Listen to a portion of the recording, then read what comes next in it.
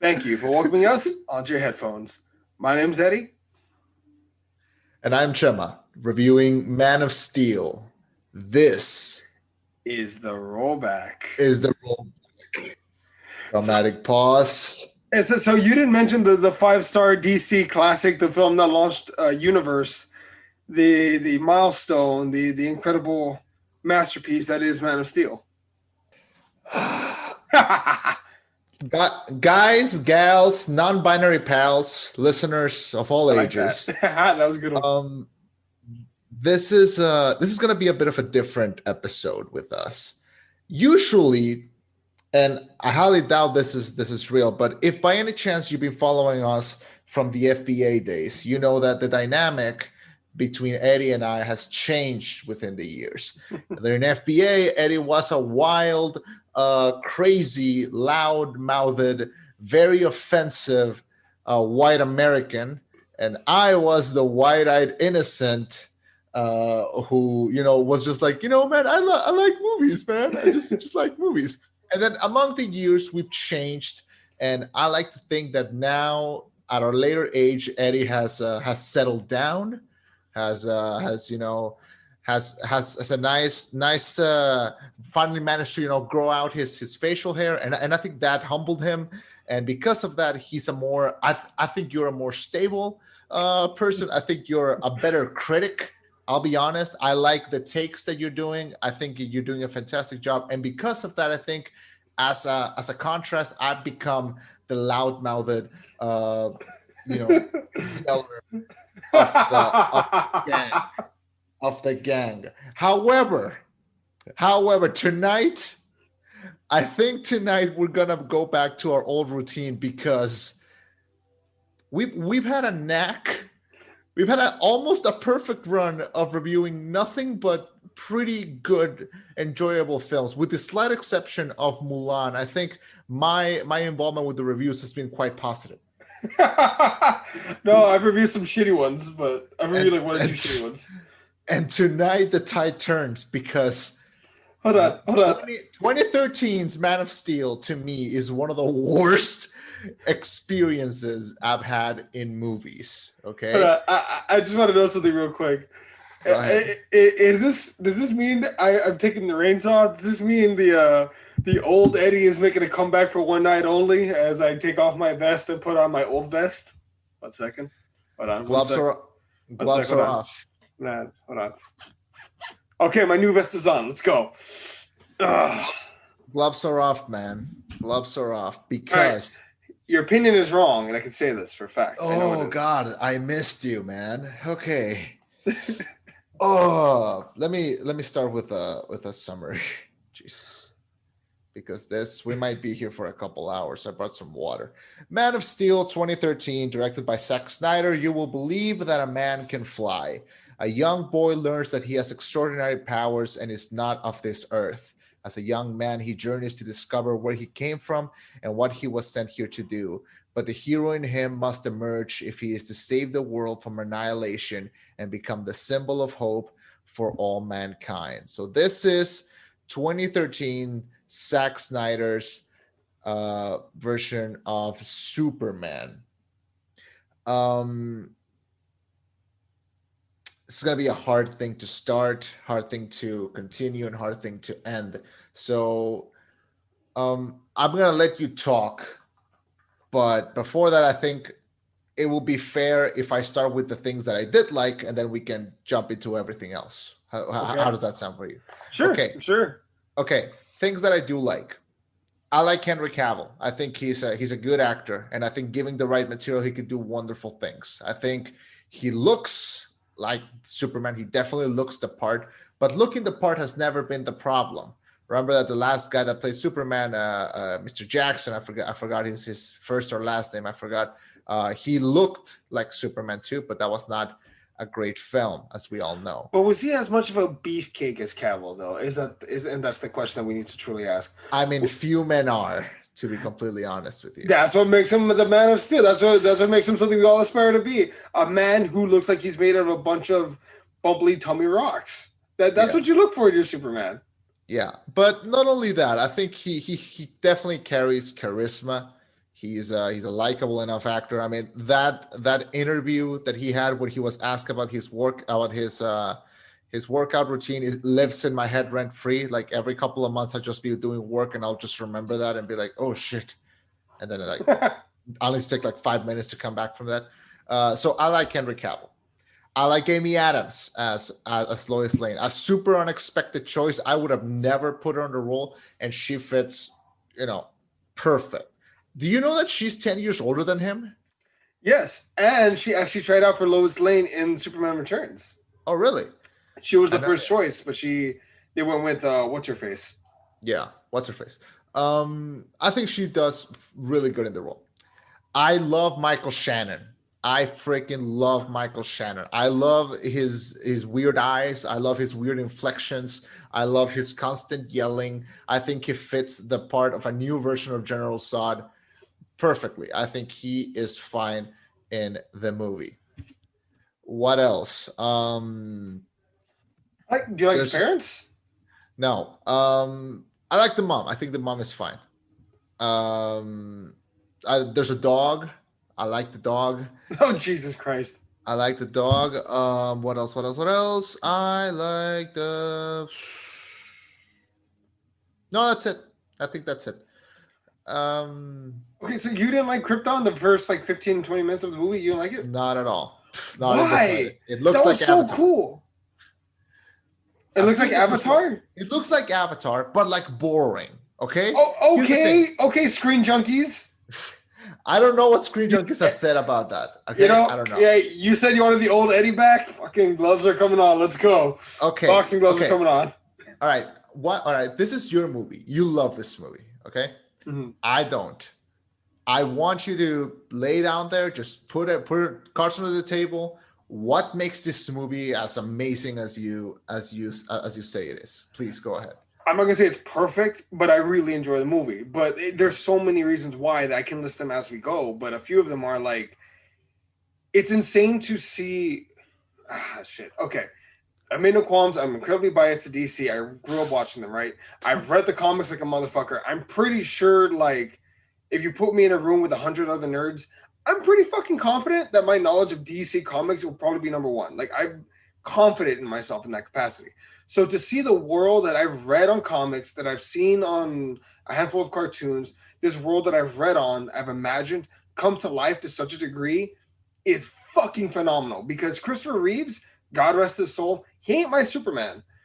Superman from Superman Returns ain't my fucking Superman. I know that much. I will take Henry Cavill every day of the week and twice on Sundays.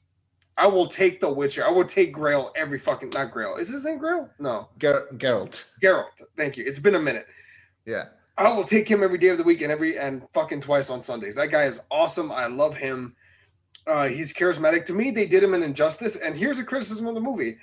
They should have given him more shit to quip and joke about and like smile about more, because this motherfucker is hilarious. And again, this insane world of Krypton that, like, in the Christopher Reeves movies, it was like they all just wore white and looked kind of weird. It looks like a world fleshed out. It looks like the kind of world that would produce, Henry Cavill, that would produce a Superman. The whole idea of concept of like, well, when you're born with a predetermined purpose. Yeah. And I know it's such a basic bitch Disney idea of like, you choose your own path. Fucking Superman had to choose his own path. He was the first natural born child in 1,000 years. Hey, you know what? Fuck farming. Fuck being a soldier. I feel like saving lives. Granted, those lives are all squishy and weak, but I'm going to save them nonetheless. But I'm getting ahead of myself. Let's go to Krypton. You didn't like anything from Krypton at all. Okay. Maybe this is something that I didn't catch, but question. And sure. Yeah. Kal-El's parents, Russell Crowe and her, are they like kings? Are they royals? Are they presidents? Or are they just normal people? They're part of the upper class. He's a scientist. He's a scientist that warned the council. He's the lead scientist on Krypton. So on a planet full of like super geniuses that have conquered the universe to some degree. Okay. He is the smartest of the smarts. And for some fucking reason, this planet decides not to listen to their scientists America, that there's a doom coming unless we do something about it. Which they're all like, fuck this planet, fuck us all anyway. Who cares? Okay. Yeah. Okay, because that's the one part that, like, while I was watching, I'm like, why? What's his big deal? Like why is he so important? And that's something that that gave me like my first and biggest question about this movie. And I know, and I ask this question every time we do a review, but we gotta ask ourselves this again: who is this movie for? Because I was watching this movie, and imagine that I know nothing about Superman. Okay. Mm-hmm. Imagine this is my introduction to Superman. I would be lost. Okay. Nolan produced this movie, and he didn't direct it, but he wrote the story and he produced it. And you can see his fingerprints all over this in the worst way, in my opinion. I like Nolan. I like movies. Of course I like Nolan. But Nolan has this thing where, like, after he did Memento and after he's done like all his movies, he likes to do this thing where, like, he plays everything out of order and just lets the audience play catch up. That's fine when it fits the narrative, when it fits the theme. It works perfectly in Inception. It works perfectly in Tenet. I don't think it works very well with Superman. And it kind of worked in Batman Begins when they were showing him as a kid, as a college student, with the judging of the killer. That kind of makes sense, and because he was limited. But I don't think it works very well in this, because it starts and okay, we have like 25 minutes of the Krypton thing. That's our introduction. Okay, perfect. That's fine. We go. But we're giving no introduction to who these people are. We're giving no introduction to who his parents are. I had to ask you, I had to almost Google, like, are they important? Are they signs? Are they kings? Like, why do they live in that ivory tower or everyone? Why were they the ones that could conceive the natural child? And I'm sure all these questions have answers, but they were not given in the movie. And I don't think I need to be checking IMDb or Wikipedia or Letterboxd every couple seconds to enjoy a film, So I'm no stranger to Superman. Okay, I watched Smallville. I've read a couple of comics. I've seen the old Superman films. I've seen the animated films. I know Superman. Okay, but imagine I'm a first-time watcher. Okay, imagine this is my introduction. I would be lost. I would be like not understanding what's happening. It's not until like an hour into the film where finally we get like the not ghost, but like that vision of Jor-El explaining like everything. And I think an hour in, where during that first hour I'm supposed to understand and understand the development of the character, and the fact that I'm jumping between Kid Clark, teenage Clark, adult Clark, Superman Clark, like I'm like it's not meshing well, And well, and I feel like I would be able to work with that if I got the time to meet and get to know the character. But all I'm seeing is this kid suffer, and I'm not feeling enough empathy for him because I don't get to know him. You and I read American Alien, right? Yeah. Between that and Smallville, it's not even that long. I got to know the kid. I got to know the kid behind the cape. And I feel like I need to see who he is before I see him go through shit. Before I see, okay, we're going to see him change by the end, but we don't get to see him beforehand. And the fact that we're robbed from that opportunity. This is a 2.5 hour movie. And I don't feel like I got to know Clark very well, Mm-hmm. And sure, the movie is called Man of Steel. It's about Superman. But we're supposed to relate to him because he's a normal kid, and we don't get to see him be a normal kid enough. We just get to see him go through traumatic experience behind traumatic experience, Well, I think they take us along the right for the growing pains. And as far as the whole thing about we find out an hour into the movie along with Clark what's going on, I don't mind that. I don't mind learning the story and going along with him with the journey. I don't want to know everything so far ahead that's the point where when Clark has to play Clark himself has to play catch up, I'm already ahead. And it's not always necessary that they give you all the answers. Sometimes you can just accept what comes. Like, for example, in The Dark Knight, do I care about how they met the mob, how the Joker found the mobsters? How did he establish his name? How did he get? No, I'll fucking take it. Okay, these are bank robbers. Cool. What's next? oh wait, these guys are gonna about to send their kid. Oh, okay, I guess that's they're Clark's parents. Oh, the planet's being destroyed. Shit. Okay, like it's.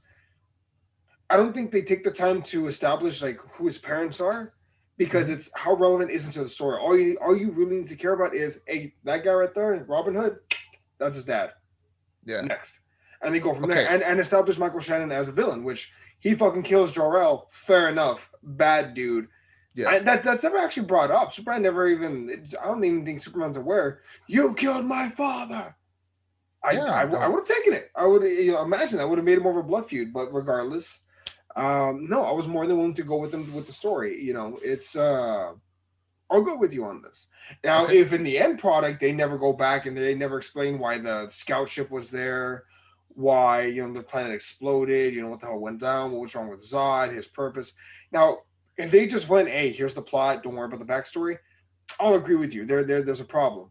Mhm. But the way they play it, I don't mind it. I like it. I'll fucking go with it. How many Okay. superhero movies play the back and forth? Now you're right. There is the Nolanness in it, but also I can't think of other superhero movies besides the ones that Nolan did, the Batman ones, where they jump back and forth so much. Captain Marvel. Do they? Oh yeah. Oh, okay. Now we know where they copied it from. You said you wanted the old Eddie. Where the fuck are the gloves? They're right here. Let's go. Okay. So, Okay. So here's the thing. And you bring in a very interesting subject here. You mentioned, okay, you don't care how the Joker found the mobsters. Okay, cool. The movie's not about the mobsters. mhm. This movie is about Superman. And again, I don't know Superman. I don't know Clark. I don't know this kid. Okay, he wants to do good. Okay, we see him doing good. Why does he want to do good? Okay, they don't really show that struggle, I think, enough. They show some parts, but I don't think they do it enough for an audience or like a full audience to care. Okay. um Here's the thing. I'm not a screenwriter.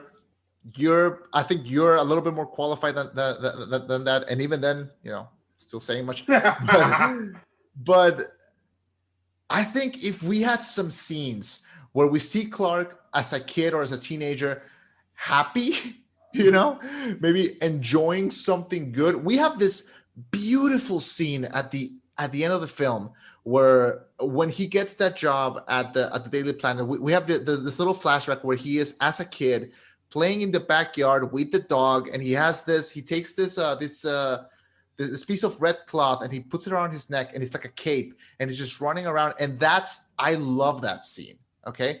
I like that scene. Why do we have that at the end? Why don't we have that at the start so that I can have a small idea of who this kid is, and we see him be like a little bit of a person? Because that's my problem with the film. Everyone idealizes this kid. Everyone's always talking as like a prophecy, like oh, you come from far away, you're gonna bring us something, you're special, you're different, everyone fears what they don't understand. I hate that. We've seen it a million times. We've seen it in X-Men, we've seen it in other superhero movies, and I just don't think it's exploited very well in this film. So so Superman is the original superhero. I don't want to call him basic, because he's anything but. He's been exploited. We've seen him in a lot of different stories where that quote, okay, we'll use that word, that simpleness can be very special. Okay. And I love me some slice of life. So it's not like being simple.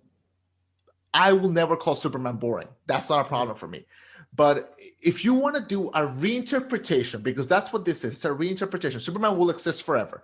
We're always going to have new versions of him. If you wanted this version to stand out from the rest, it needs to be different. And sure, this version is different. Props to Snyder. He tried something new. Good.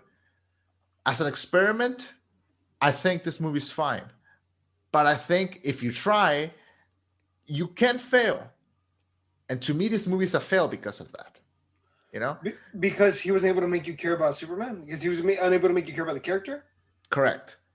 And the movie's called Man of Steel. Okay, he's supposed to be the main focus. I'm supposed to care about him. I don't care about him because he's not given enough stuff to do. And again, it's not the actor's fault. He's a charismatic actor, but I just don't think he's given enough material to work with.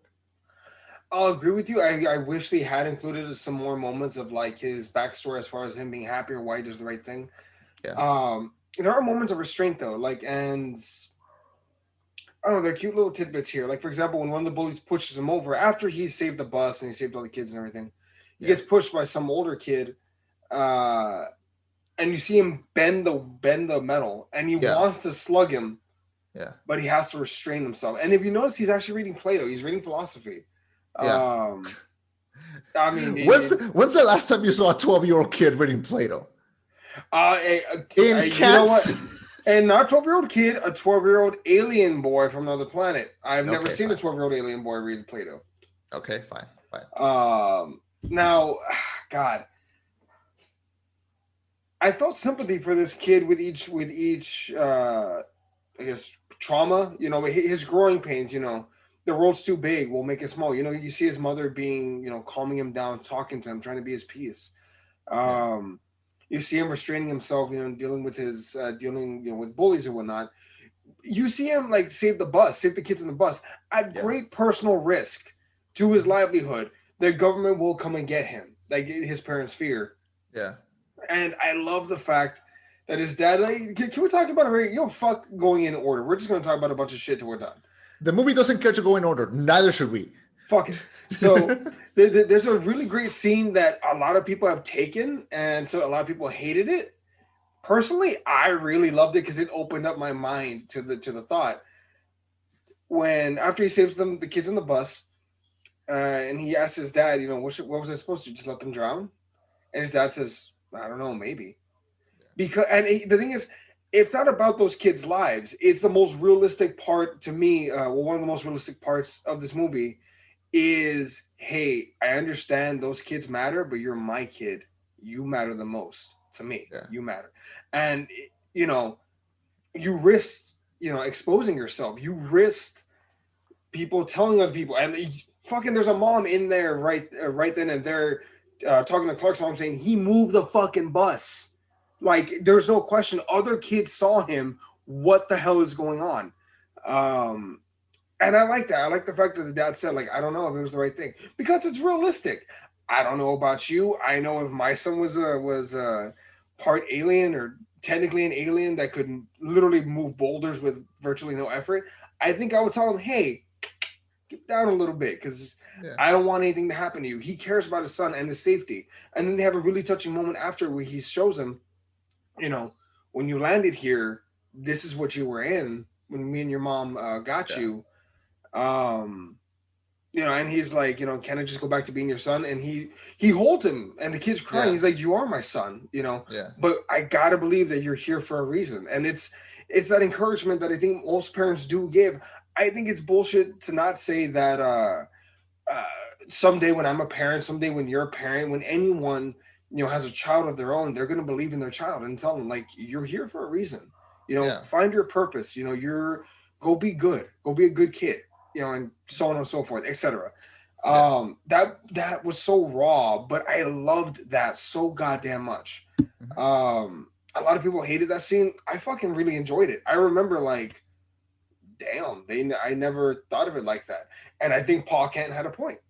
Yeah, totally. I can definitely see your point with that scene. I think that scene is, I think it's fine.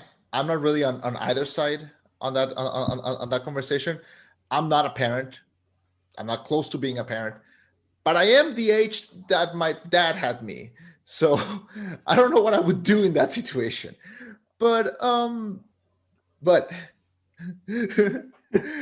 really? Your dad had you young? Yeah, he did. Smartass. I don't know what I would do in Papa Kent's situation, okay? Because, like, this is my kid. Well, he's not really my kid, but he is my kid, you know? So what do I tell him? And that is where I think the movie would have benefited from seeing Clark as something else rather than a fucking saint, okay? Because this kid is not, he's too perfect, okay? He's a good kid. He's a good kid, yes, but, like, give him one scene where he gets to be selfish like kids are, you know? That scene, yes, when he bends the metal, I would have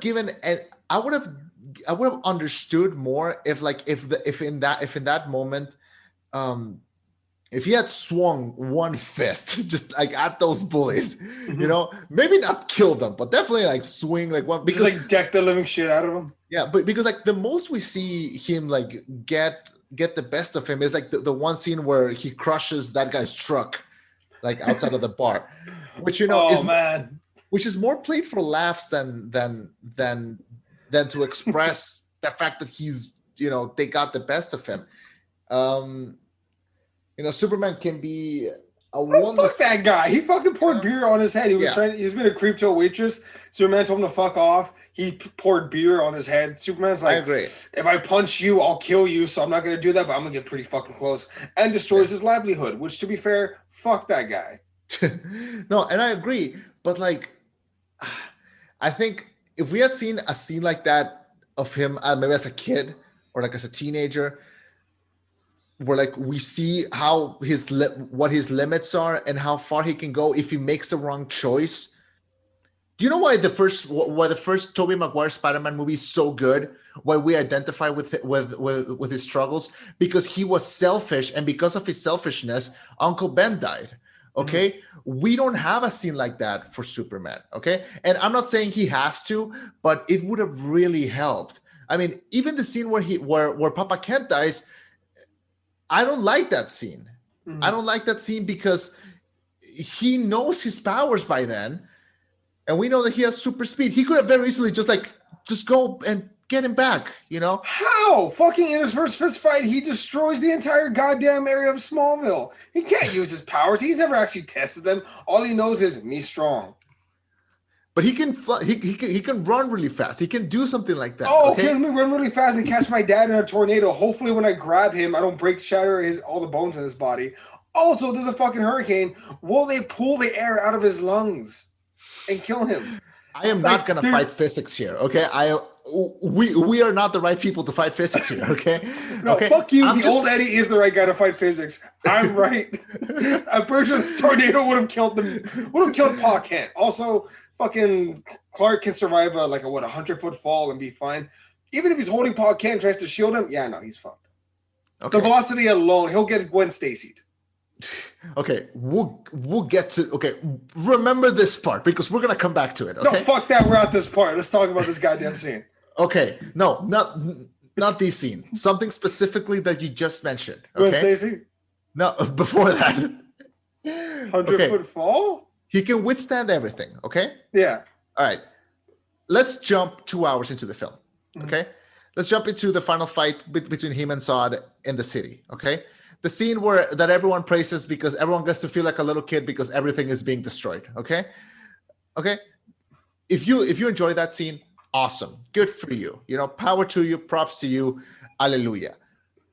There is one scene that just pisses me to no end. There's this one scene where Superman is standing in front of a building, okay, and he gets a bus thrown at him. Do you know the scene that I'm talking about? Yes. He gets a bus thrown at him, and what does he do? He moves. He moves. And he lets the bus go through the building. Okay? He can withstand it. He can stop it. He decides to let the building go. Fuck the building. What do you mean fuck the building? People work there, man. Fuck them. They should have evacuated earlier. There's a huge dubstep machine coming up and down, destroying half the city. Hey, if you didn't get out by now, we might just be cleaning up the leftovers at this point. If you're too stupid to not run at this point, stay where you are. We'll get to you eventually. Wink, wink. Oh, see that's the thing. Oh, you want to talk about it later? Okay. And here's the thing. I don't want to be one of those white guys on the internet that's like, oh, they shouldn't have done this, they should have done that. I'm not here. I'm not here to do that. Okay, I'm not. I'm just here to say this movie is not for me because of those specific reasons. Because I don't think the storytelling works for this. Okay, some things just don't mesh well together, and I don't want to be an absolutist because only Sith deal in absolutes, even though that sentence itself is an absolute. Well done, Lucas. You truly are a master of writing. But here's the thing. There's this term, and you're probably familiar, but there's no such thing as like a perfect, always, morally white hero. We don't have those. We can name like two of them, like probably like Atticus Finch from To Kill a Mockingbird, maybe Superman, maybe Goku? A couple more. Who? Goku would. You know how everyone always brings the argument of like, okay, All Might. Here's the thing. Here's the thing. You know how everyone always brings the argument of like, but could he beat Goku? Someone made the argument of like, but could Thanos beat Goku? I'm like, Goku would give him the Infinity Stones just to see what would happen. Okay. Okay. Let's not bring Goku into everything. But Goku can move so fast. In between the snap of one finger, about him to go this way, he'll kill him. We are this close to being those white guys. We are being this close. We're getting this close. We're better than this. I've been here for years. We're better than this. Are we though? I'm trying for us to be. Okay. Here's the thing. So Superman. So if there are morally white heroes, which maybe there are, and we want to believe that Superman is one of them because he represents this classic ideal of like he's the best that we can be, and he's totally willing to let his people go. The one line that I always remember from this film, the quote that to me really works is there's a moment where Superman is fighting Zod, and he said, and Zod is trying to appeal to the Kryptonian in him and tells him like, do you not care? Do you not care about Krypton? And I don't even think that's Superman's talking. I think that's Clark. And he says, Krypton had its chance. That line to me really works because we get to see how he's probably more human now than ever. His brain is like, you know what? These people, I've known them, and I see how wonderful they can be, and I see the good in them. But I don't believe him because we don't see the good. We only see the bad. We only see the accidents. We only see the bullying. We only see all the people being mean to him and him keeping it all inside. The only goodness that we know is from his parents and from the dog, obviously. But he is, in fact, the goodest of boys. Yeah, but that's the thing. Why does he love us? Okay, why does he love the earth? The earth does not. There's a moment where the mom tells him, like, be their hero, be their savior, or be nothing. The world doesn't know you anything. That's perfect. I think that works as good as the speech that Papa Kent gave him. Okay, but he doesn't listen to that because he blindly believes that we are the best that we can be, and we don't get to see the people being good to him, and that, I think, would have helped build up his humanity. At the end, I feel like, yeah, he is the goodest of boys, but his motivations are empty. Well, and shit. So sorry, I just realized something, and maybe that's why he's so good. Maybe that's why he's this perfect ideal, because even though the world is shit to him, he's good to it back. But I don't find that very interesting. I don't know. I think it just goes back to he's the Boy Scout. He's the quintessential Boy Scout, mate. Yeah. He is the good guy. Fucking Batman even said, fundamentally, Clark is a good person. And fundamentally, I'm not. Yeah. He believes in the best in people. He believes in doing the right thing. Even when it's not the best thing or the easy thing, you have to do the right thing. Morally, what is the right thing to do? Save lives. Even if half these people hate him, he'll still go out and try to save them if he can. Yeah. Fucking that school bus, pretty sure some of those kids were dicks. He saved them all. I'm pretty sure he could have thrown some of them out of the bus and let them drown and save the rest. He didn't, because it's the right thing to do. Yeah. You can argue that, well, is it because, like why? Like, give us a reason why he wants to save us.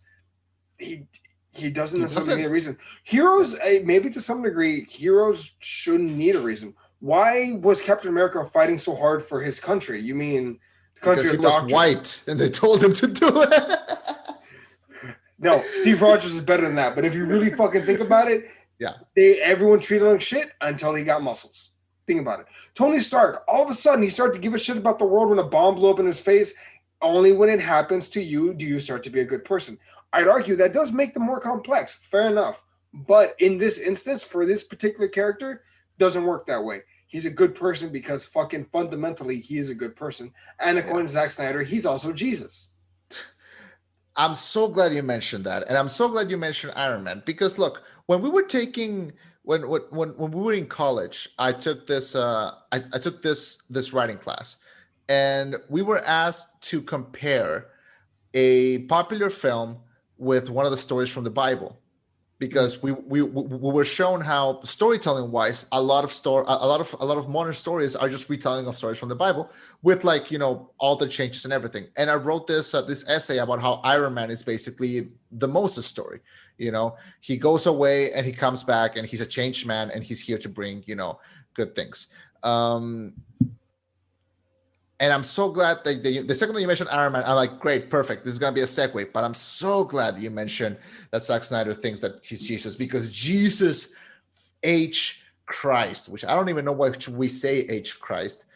We don't say that in Spanish. We just say it in English. But here's the thing.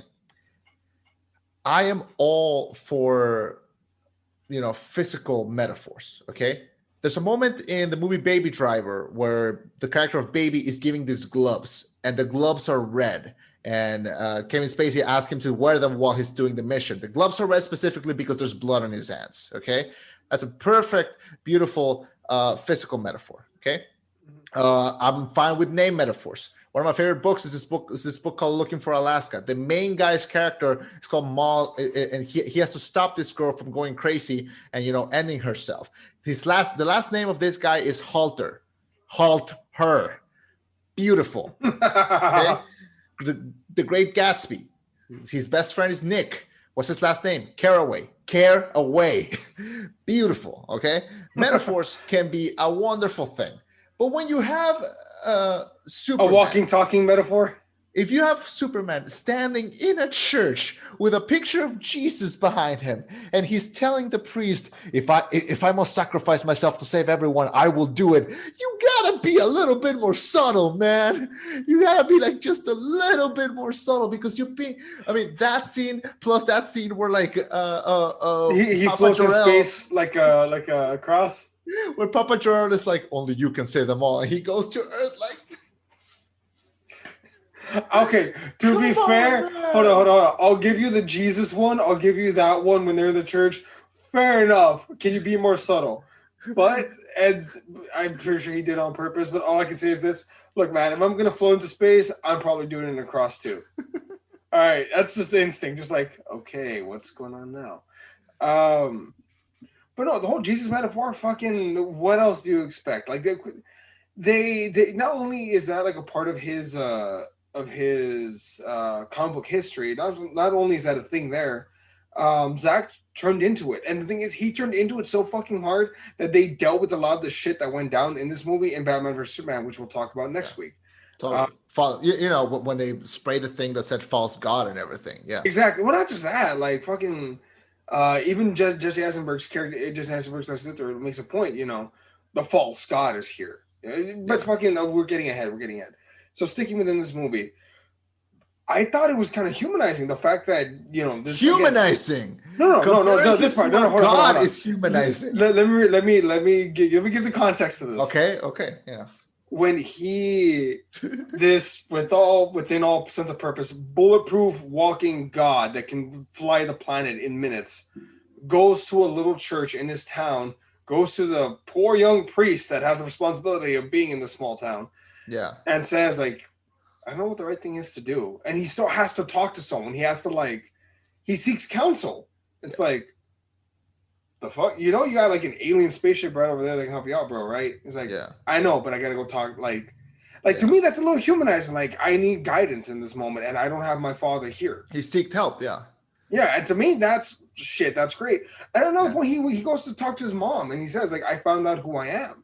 Yeah. To me, that's humanizing. That's a moment where it's like he's relieved and he's happy and he's like, I found out why I'm here. Like I Found his found purpose, yeah. my birth father. I found my birth parents. I know who my people are. Fucking guess what? My name is Cal L. What's your last name? L. What's your first name? Cal. They were they smart on your planet? You know, shit like that. Like I enjoyed those moments of peace, and I get it. I'm probably digging for them, and I'm putting myself in those positions a little too much. But fucking, that's what I can relate to this guy. Like, if you have a Superman complex of like just wanting to do the right thing because morally it's the right thing to do, you relate to him. Now, granted, there's a small chunk of people that maybe feel that way, but I found him interesting. I relate to Superman a lot fucking more than Tony Stark. You know, maybe that's another reason why I like this movie so much. I can understand, like, to some degree, why he does the bullshit he does, even when it makes no sense to anyone. Yeah, totally. That's not the best defense of this movie, but fucking those are the hands I'm playing right now. We have to remember, and this is something that's more to the audience than to everyone. We're not here to, defend. We're not attacking or defending the movie. Yes, we are. We're both attacking and defending this movie. Don't you fucking play nice guy in this. This is the old days. This is the FBA days, motherfucker. We're in this. For the next 3 movies, you have the old Eddie. We're not. No. Like let's bring it back for a second. I'm not here to like say like Snyder is a horrible person and this is a horrible movie. I'm not saying that. Okay. What I'm saying here is, and here is where I can't fucking like attack because I'm not in that mentality anymore. I can't be in that film Twitter toxic mentality. I can't. That's why I can't even criticize this film in like a way that like goes beyond. Like I can say I don't like this doesn't work for me, this didn't attract me, but at the end of the day I have like a harboring respect for it because he tried to do something new with Superman. The last Superman movie before this was boring. Like Superman Returns was boring because it was all tricks that we've seen before. And okay, you're trying to do a little remix with Superman. You're trying to add a little bit of Nolan flavor. You try to do it a little bit more gritty. It worked with Dark Knight. Hell, even the title, Man of Steel, this is such a it's taken right out of like the Dark Knight instead of Batman. Like it's trying to be like a little bit more serious, but I just don't think it fits. I don't think it fits the mood of the film. I don't think it fits the mood of the character. This is the equivalent of like what Riverdale is to Archie, or like what Gotsy's dog is to Charlie Brown. It's not the same. And props to them for trying. Okay, my sister watches Riverdale every fucking week and she loves it. Okay, so of course there's an audience for these reinterpretations, and I know you love it, and I know the film made money, and I know it was a success enough for it to launch its own shared universe where a couple more interesting films came out, in my opinion. But at the end of the day, I just don't think this movie is for me, and that's it. That's it. I feel bad because I feel like Henry. I feel like Henry. When I saw Margot Robbie in Suicide Squad, I didn't think she was very good at Harley Quinn, and I didn't like her Harley Quinn interpretation. But then they gave her another chance in Birds of Prey, and she kicked it out of the park, okay? She was fucking fantastic. If we could have a movie where Henry Cavill gets to shine as Superman, fuck it. I would be in love. That might be the best version of Superman that we ever get. Probably better than like the animated versions, because he's that good. But I can't connect with them. We don't mesh, okay? And I try to. I haven't watched this movie in years, and I watched it last night specifically for this because I didn't want to be biased. I wanted to be as open as possible. And just like I did in that sad movie theater in 2013, I feel the same way now. I can't, man. I can't with this movie. Fuck, man. Damn, you laid a lot out there. I'm trying to like re-examine, like, okay, where do I start with this? Yeah.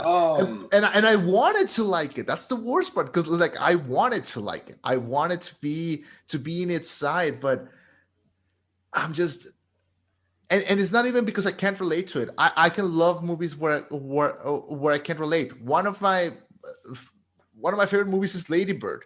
I've never been a teenage Catholic schoolgirl, but I fucking related to that movie hardcore. So, the character doesn't have to look like me or even be like me for me to relate, but it's very hard. It's very hard. And I don't feel like this is a movie where I should be turning off my brain and just enjoying the visuals, because I don't like the visuals either. The movie's gray mush. How'd you feel about the first flight scene? No. This might be my most controversial take. Don't you fucking dare. I don't like the first flight scene. Ladies and gentlemen, this was the FBA. I'm sorry, this was the rollback. I don't like the first flight scene. It's not Henry Cavill's fault. It's not Russell Crowe's fault. I mostly blame the music. The music in that scene should make me feel what he's feeling. Okay, it should make me feel like I am flying right next to him. Do you remember the original Superman theme? It's heroic. Yes. It's dynamic. Okay, it's famous. Okay, it's iconic because of how it sounds. It made the title, the little slogan, the little tagline for the film was "You'll believe a man can fly," and they didn't need to tell you. You just need to see it and you feel it. You feel the emotion, and that music, it took you there. I hate the music in Man of Steel because it never decides if it wants to be heroic or dark. It always takes like a middle part. It feels like an outtake from like the Dark Knight theme.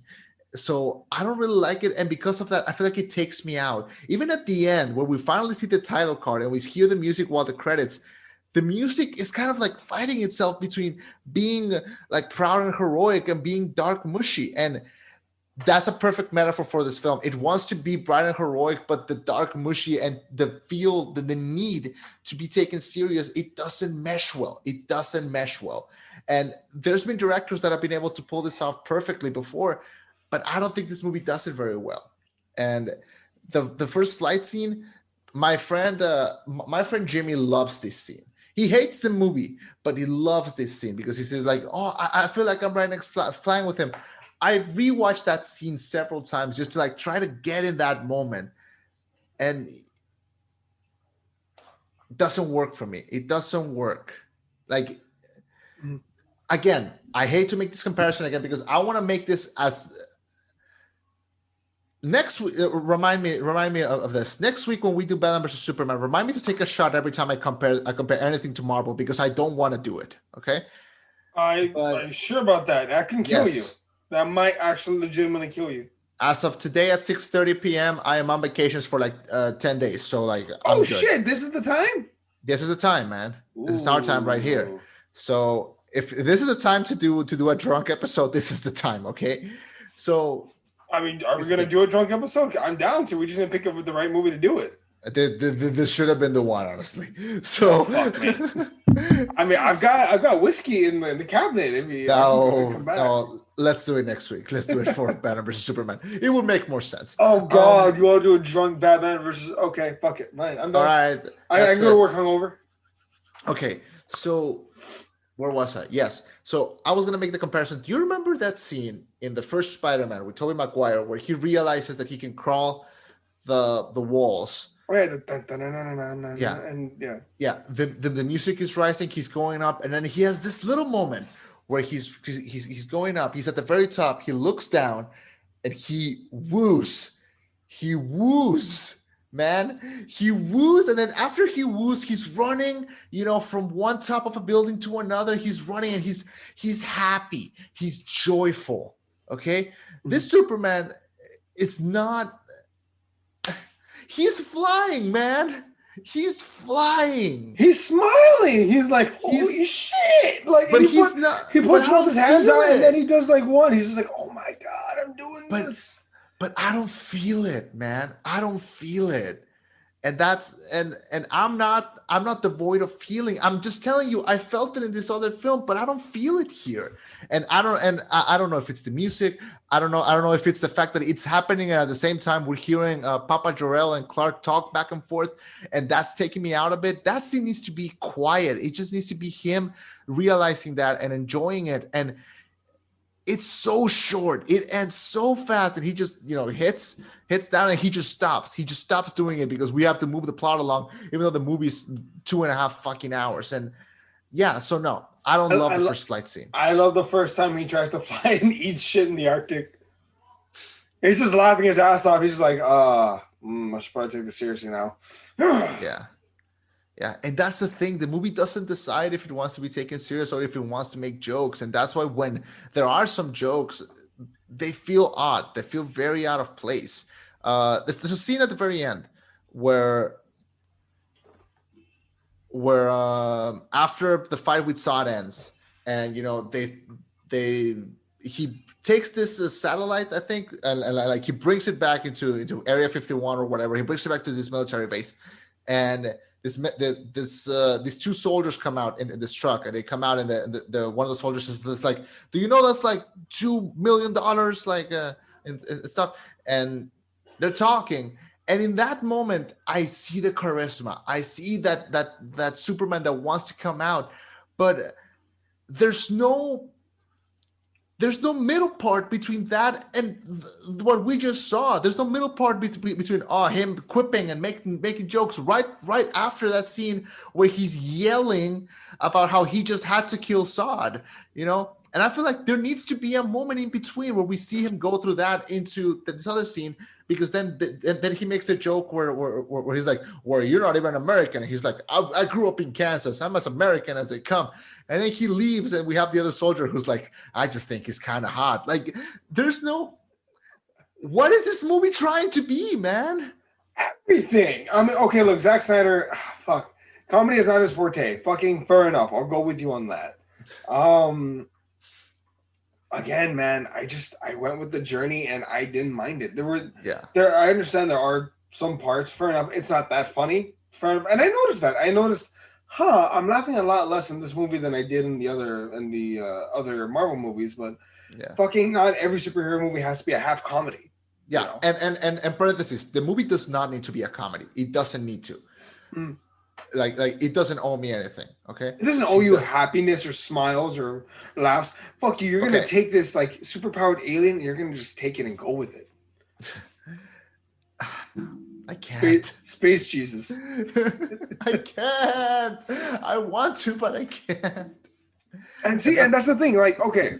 Can I talk about another aspect of this movie that I think you actually did enjoy? That maybe we can both reflect on positively. Totally. The villains. The villains are the big problem with writing Superman, and the problem that a lot of comic book writers have with Superman is motherfucker's basically invulnerable. Like what? You're gonna make someone stronger than him? No. What? We're gonna make someone faster than him? The Flash. That's it. Yeah. The problem is trying to not necessarily humanize him, but can you make a viable threat to him? Someone that challenges him morally as well as physically. He is challenged physically. I mean, Jesus Christ. He destroys Smallville in a small skirmish with two of General Zod's soldiers. Him and Zod fucking wreck Metropolis like it's no one else's business. To a point where the Bat comes out of retirement. That comes later. But it gets to a point where, and I want to talk about that scene. After the Dragon Ball Z fight, when they destroy the city, Zod's about to kill a small family. Yeah. And Superman's like telling him, just don't do it. Like he's trying to talk him down, like stop. And Zod's like, fuck you. Like I have no purpose. Like all I'm gonna do is I'm gonna kill them all. Or you're gonna have to put me down. You pick. Yeah. And Superman, he doesn't want to, but he snaps his fucking neck. Yeah. And he screams in agony because he didn't want to kill another person. I hate it when people use the argument in all superhero movies in general, but typically with Batman and Superman, they say, just kill the bad guys. Yeah. It's not that easy. You have to wear it on yourself. Yeah, but the heroes just fucking kill them. Yeah. Could you put a human being down, even if you knew that they were wrong? Can you do it? It's a hard thing to do. It's a hard choice to make. And I mean, yeah.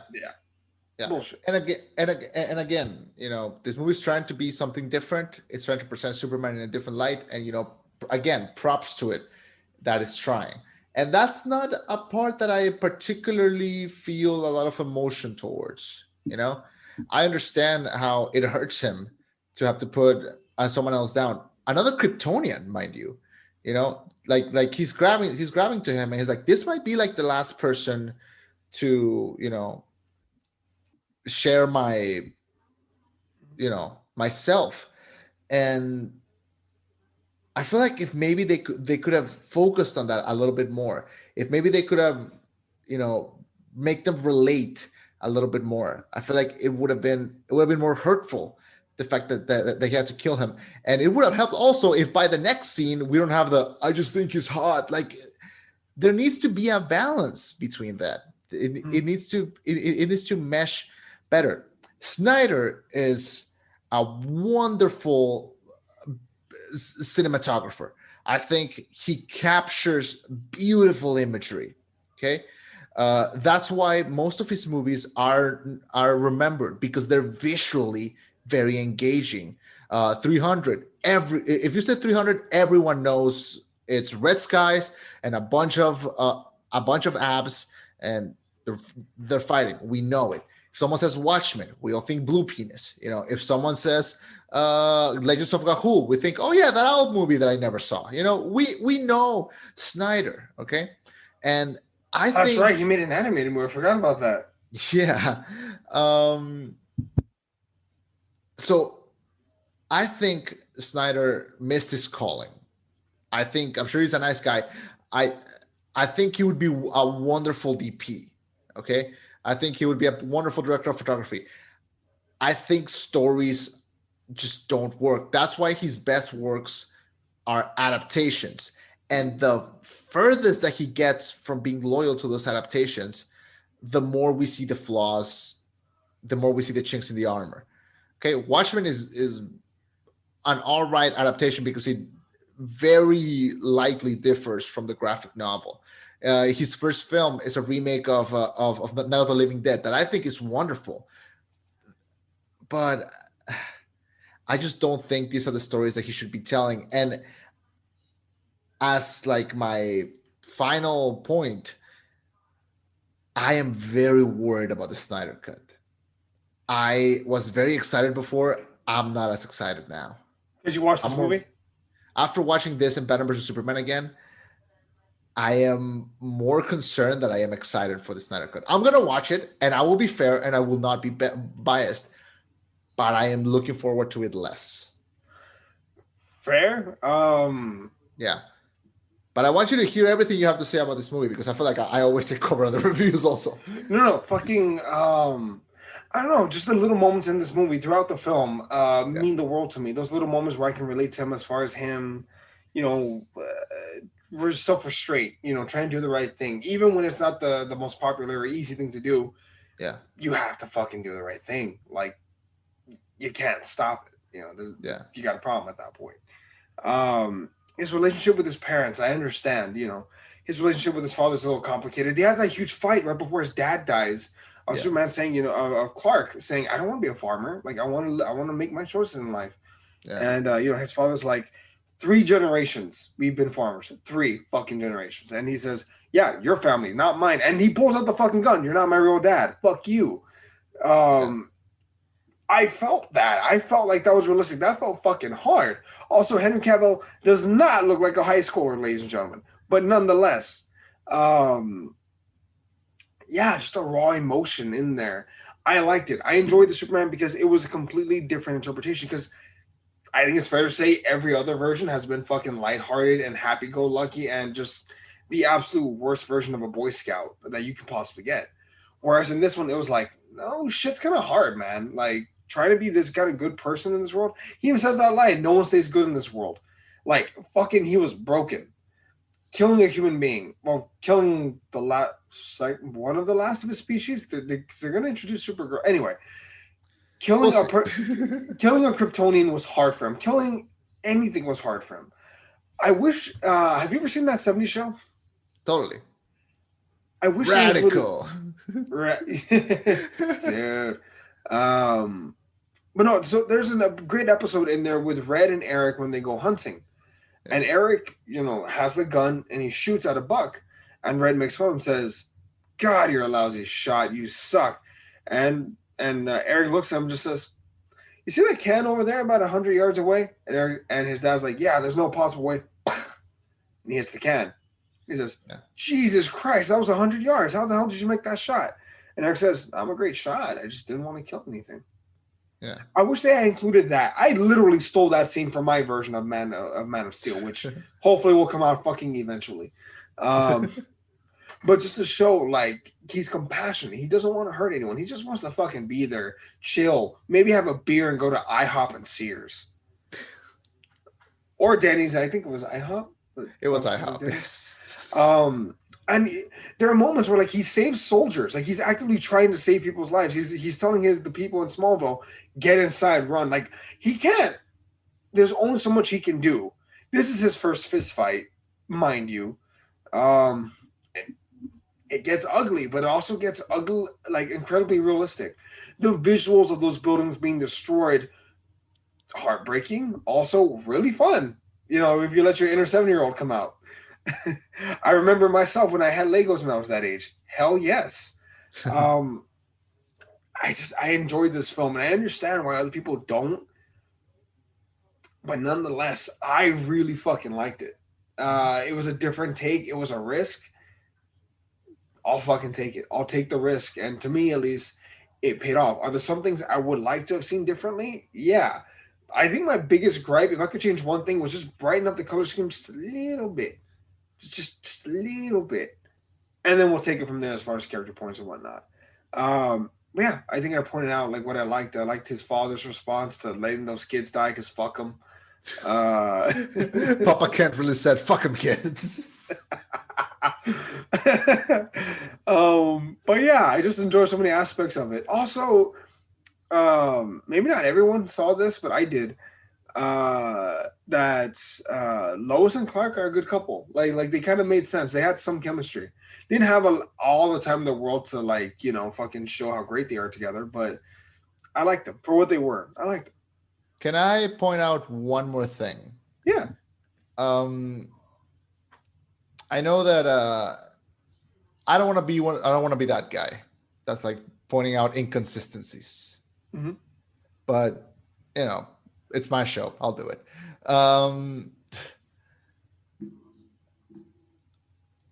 At the end of the movie, we see okay, so you know, Clark Kent it's Superman's secret identity. We know him. He's a reporter. He becomes a reporter at the end for the Daily Planet. I don't think this guy is very worried of keeping his identity a secret. Here's a couple things. One, at the end of the movie, we see Perry White being played by what's his name? Lawrence Fishburne. Who by the way, I love him as Perry White. I think he's great in the role. Okay. There's a scene at the end where, like, he comes in with a couple of people that work on the Daily Planet, and they see and they're with Lois Lane, and she meets Superman at the end, and they kiss. And she says, you know, it's always, you know, what they say, it's always downhill after the first kiss. I had to, like, pause it and be like, do people say that? I've never heard anyone say that, but me neither, anyway. Actually. I just had goosebumps from how bad that was. I remember hearing, like, who says that? Okay, these Perry White and company see them kiss. Then, like, a week later, like, oh, this is the new guy, Clark Kent. And then they know they're a couple.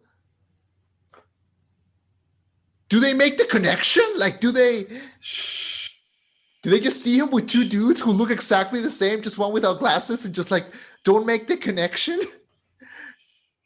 No, just go to bed. Chema, you're tired. Go to bed. And also, you're tired.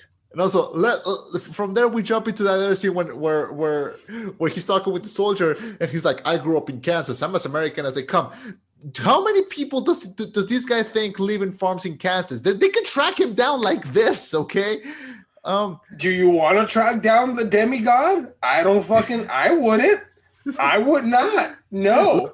Look, the American government has gotten in trouble for, like, way less. So, like, I'm wondering. But, like, the thing is, like, nukes are option with almost everybody.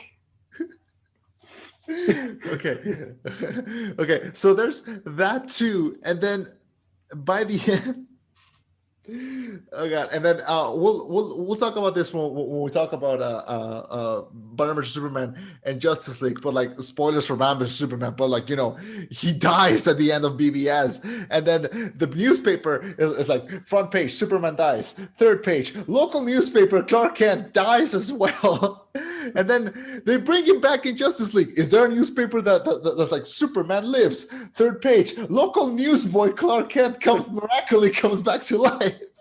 Like they need to think these things through before they commit to them. And that's my problem with DC. I don't think they commit to their ideas because they don't give them enough time to marinate. Okay, that's my problem. That's why it takes them too long. Okay, I'm gonna quote the Angry Joe review when he says, like, how many comic books would Superman exist? Thousands, millions. And how many movies did you do with him? 2. You made 2 movies with him and you killed him off. How dare you? Like, we didn't even get to know him that well. Now he's gone. We'll talk more about that with BBS, but I don't think even the Man of Steel movie explores him enough to make him likable or, for me to want to follow his story. This is the first time in years that I was watching a movie and I was just praying it would end. Okay. And that's not a feeling that I get often. And that's not a feeling that I want to get often. But this movie just like boils my blood.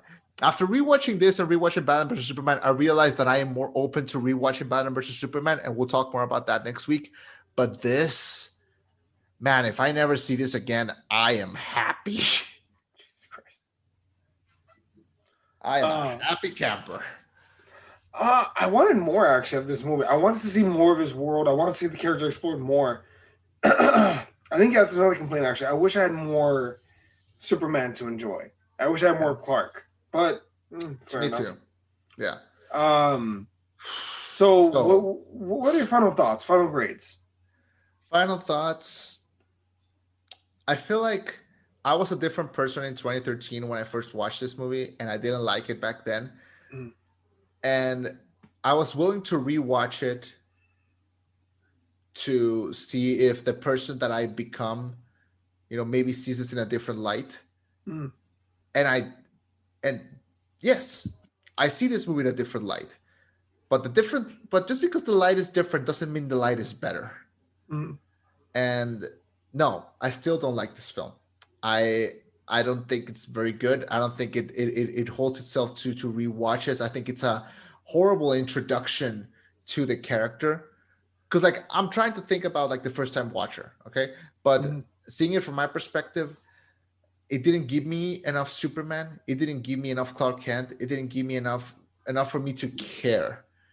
I think I'm so glad that I watched things like Smallville or like the animated Justice League or the new adventures of Superman, because I feel like I have a better understanding of the character through there.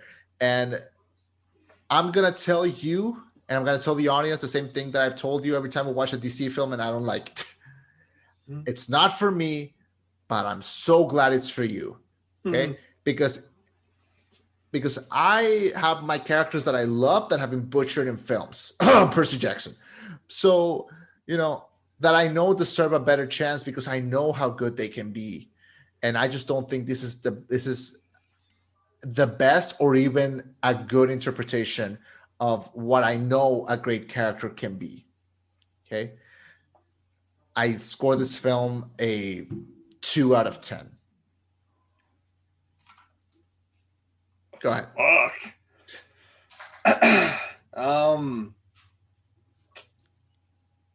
A minus. Good. I don't. You're fair. You're biased, but you're fair. I'm biased. I'll admit that every day, twice on Sundays. I'm biased. The thing is I just enjoy the movie. I enjoy the fact that this character that, again, I had been following for literally now at least 2 decades, 2.5 decades, was finally brought to life. And it was a version I had never seen before. And it was a version that I was interested in.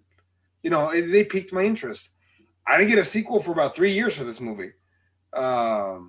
right? 3 years. Yeah, BVS came out in 2016. I didn't get a sequel for 3 years, and this was my only taste. I have the fucking Blu-ray in the other room of this movie, and I enjoyed being along for the ride. I enjoyed the story, and I know I'm self-aware enough to know it's not perfect, but my willingness to accept characters, even if they're not necessarily the most popular interpretation or the one that makes the most sense, I'll take them. I'll take them in any way I can. I don't know. Maybe if I had a bigger pool to draw from, maybe my opinion would be different. But as of right now, my biggest complaint about Man of Steel is it's the only real single Man of Steel movie that we've had. It's the best Superman movie we've had, I'd argue, in the past 30, 40 years, of him. I just enjoyed it as far as it went. And I'd argue the visuals hold up. I'd fucking argue that. All right, man. And scene. We can come back to being us. No, I ain't turning it off. We still got BVS next week, and then we got the Snyder Cut after that. You're getting 3 episodes of the old Eddie. Let's go. Yeah, this is like giving cocaine to a jellyfish. Here's the thing, and I want to end this review by stating that we disagree, and we're still friends, and that's possible in this world. I mean, you're a groomsman at my wedding, so I guess we're friends. Oh God, no! I just want to say that this is good. This is good dialogue. this made for a good episode. This was what I'm trying to say. Yeah. Anything else? Anything else you'd like to add to the Man of Steel? God bless Henry Cavill. He changed the world when I found out what a nerd he was. The man has an 8-pack of abs. He's a total beefcake, and he made his own PC. Okay, I'm like 2 steps there. He also did you know he almost missed the call when his manager called him to tell him he was going to be Superman because he was in the middle of a World of Warcraft raid. Good for him. Good for him, man. And now he's Gerald. Yeah. Which, by the way, I want to say something else. If you like Henry Cavill, but you feel like this maybe doesn't give you enough, watch Man of Uncle. That's an underrated film. Please do. Also, The Witcher is pretty underrated. Just skip all the parts without Geralt, honestly. Witcher was pretty okay. Do you want to see my impression of Geralt of Rivia? Sure. Go. That's him. The whole show is just him going like, fuck. Yeah, that's it. That's the whole. That's the whole. He drops the word "fuck" so well. All I want in this world now is Superman to say "fuck" once. You'll never see that. Maybe when he's being choked out by Darkseid in Justice League 3D. 3D. Fuck.